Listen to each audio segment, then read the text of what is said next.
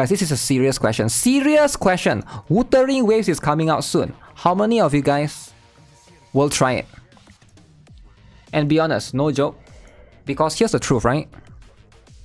Here's the truth.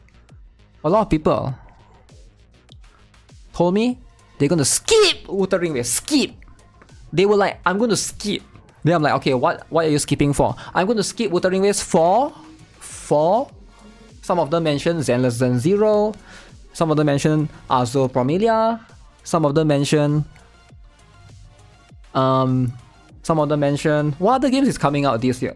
Arknight's Anvil. Some of them mentioned Stellar Blade. Some of them mentioned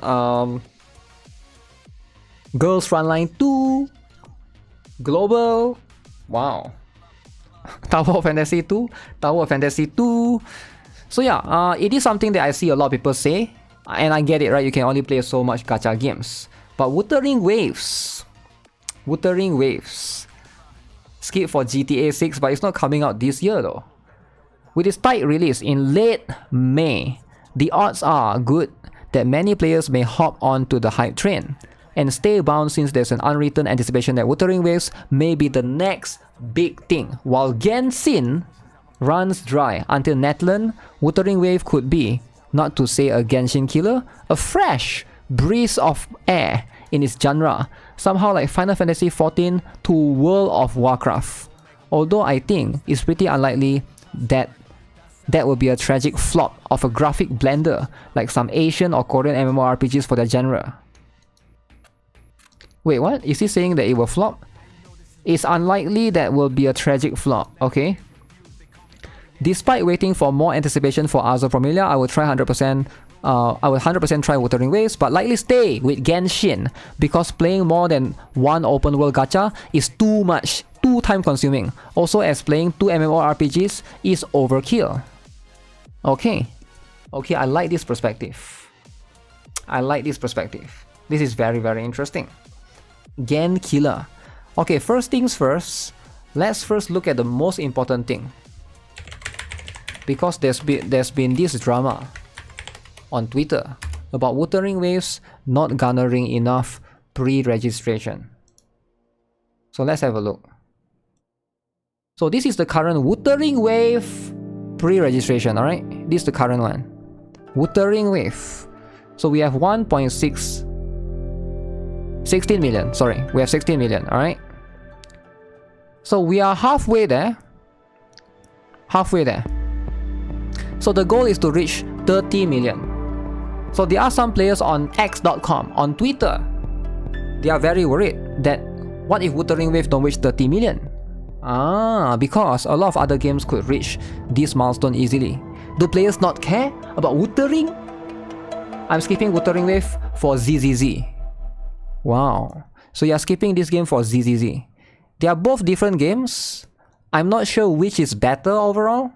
I do think that for me, personally, again, I don't know, right? Hard to say for sure. I'm also leaning slightly towards Zenless Zone Zero. Just not because I think it's a better game. I think Zenless Zone Zero is easier to fit into my schedule. Because I'm already someone that plays a lot of gacha games. I think it's harder for me to play Wuthering Wave, like another open world, that is going to need like time to explore, do this, do that, do events, and then like... I feel like Wuthering Waves might be more time demanding overall. So if you are someone that's busy and are probably already playing a lot of gacha games, I feel like ZZZ might be easier to fit into the schedule most of the time. That's just how I feel. Of course, not certain yet. Have to wait for both games to come out to see how it goes, right? Because at the end of the day, it's all about doing dailies, the task, waiting for Anvil. I don't think that game is coming out this year, I'll be honest. Because it's already April now, right? Skipping Wuthering Waves for Epic 7 collab. How much time till release? This is releasing on 26th of May. 25th, 26th, 22nd? Wait, I forgot. Somewhere 20 something of May. It was mentioned... Not this one. Not this one. Did you not mention?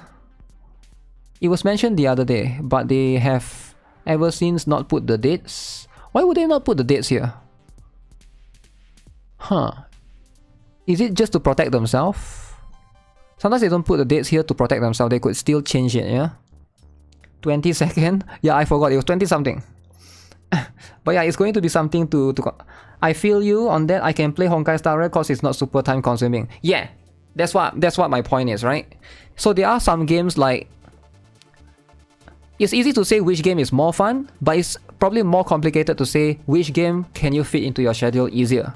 Because not every game is equal, and if a game is open world, you know there's going to be more time to time requirement. And of course I would love to play both games, but yeah, in the long run it does depend. Next month indeed. Okay, let's see, what do people have to say regarding this? So definitely a lot of people are worried, because right now people are worried that it cannot reach 30 million pre-registration milestone. People are worried that it will only get up to maybe 25 or so, but I'm not too sure where it will go. Although I probably won't spend on whatever the Welkin Battle Pass equivalent, I don't know how they will handle power creep and in-game currency per patch yet. I see, yeah, that's something that we'll have to see. I may try it, but I've lost interest when none of the character designs in Wuthering Waves were the ones I especially liked. This, I think, it's a combination of repeated body types and natural colors. I can understand not wanting every character to have colored hair or eyes if the game is grim. I understand saving resources on body types. But when combining those two problems into the same design philosophy, it stacks, so it's seriously handicapping the variety of body types. Then there's also the fact that there's no skin tone variety. The characters equip weapons instead of owning signature weapons, therefore having one less area of design. Okay, no skin tone variety, we have talked about that before, right? That did cause some controversy. People want like darker skin characters and stuff. That's going to be a problem for sure. The fact that the drip doesn't go very hard and the result is monotonous. I will play the game. It appears to have awesome gameplay, but I fully understand why others wouldn't. I'm not sure about the body type argument, because right now, if you look at the body type, we have Kakarot, Genshin, Verena, Yang. Is the body type all the same though? I mean, it looks different enough. Maybe he want like fat dudes. Ooh, fat dudes. Dark skin waifu not found. Dark skin waifu. For open world, I prefer something like Azo Promelia because it doesn't have dudes. True as a dude hater. We got a dude hater among us. No worries. Dude hater, welcome. Why people are care if Wuthering Waves is Genshin? People are care if Wuthering Waves is Genshin is simple, right? Because they want to quit Genshin to play Wuthering Waves. And if they can't play Wuthering Waves, and if Wuthering Waves is mid, then why would they quit Genshin? Do you not see the problem here? The problem is they are waiting to quit Genshin. They're waiting for the longest time ever. They are waiting for this opportunity. If they quit Genshin right now, there's no games to play. But Wuthering Waves is the only game that can bring them away from Genshin. You get what I'm saying? So that's going to be the most important aspect of things. So that's the whole reason. Alright? Just play both, but they don't want to play both. You know? Nobody wants to play both. That's just how it is.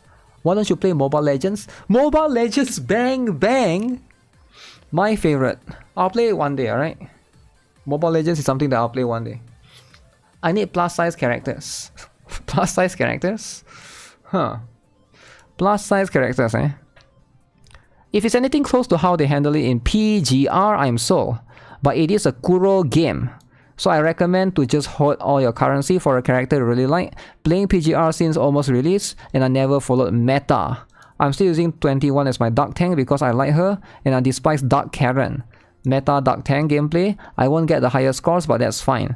It's better to play with characters you enjoy instead of meta chasing. Especially in a game where characters have vastly different gameplay. But if you don't meta chase, how do you beat the Spiral Abyss floor 12 and get the rewards to get more characters? Does he not think about that? You need to think about that. Both of these games have big GB. I'm not sure to have it both of the games is not a good idea. Yeah, that's true as well, right? Genshin is 30 GB. Wuthering Wave is 45 GB. So 30 plus 45 is 75 GB.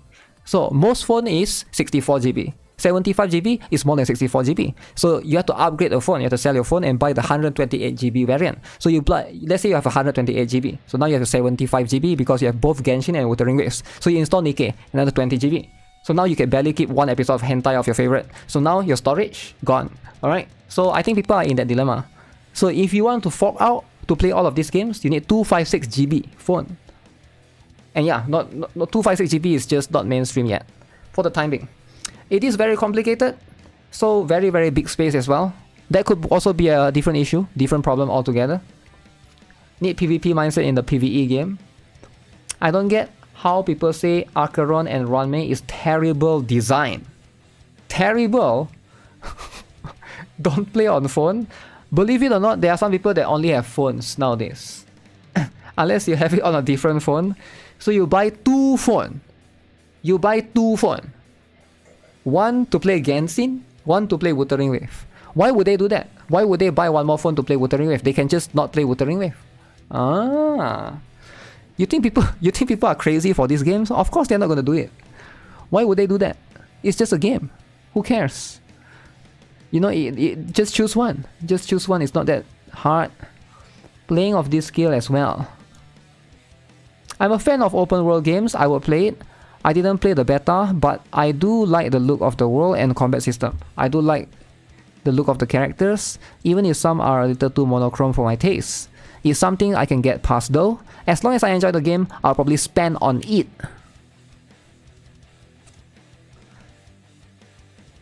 There isn't much to say. It's the first real high budget contender in the 3D gacha space that isn't made by HoYoverse. A lot of my hopes are riding on this game and the other popular projects announced they are coming in 2024 or 2025. I want it to be good so I can fall in love with RPG all over again. Love and Dead Space found dead in a ditch. It's blooming and prospering just fine but quietly though. I like to bring it up every time people say things about women not spending in gacha spaces. Women. Okay? There are plenty of women spending in Genshin and other waifu games as well. People like to say that having this crazy waifu husbando harem shipping war drama is bad for the games, but that's community-wise. Income-wise, it's not that simple. It seems very clear that selling both waifus and husbandos still earn you a lot of money. I think that's why the developers are still doing it. If only waifus sell more, if only husbandos sell more, then nothing. There's no real correlation. Just keep catering to your specific audience. If you are a waifu-only game, only sell waifus. If you're a husbando-only game, only sell husbandos. If both, sell both, preferably in equal amounts. I've dropped HoYoverse games now, but I used to play Grand Blue Fantasy and that game has catered to lovers of waifus and husbandos since 2014. If that game wasn't browser-based, we'd be seeing it consistently in top 10 revenues every time. It's FGO's rival gacha, which is saying a lot. Wow. Wow. Top 10 revenue, Grand Blue Fantasy. Do you guys agree? Oh, do you guys agree, guys? This is insane. Who would have thought? Who would have thought?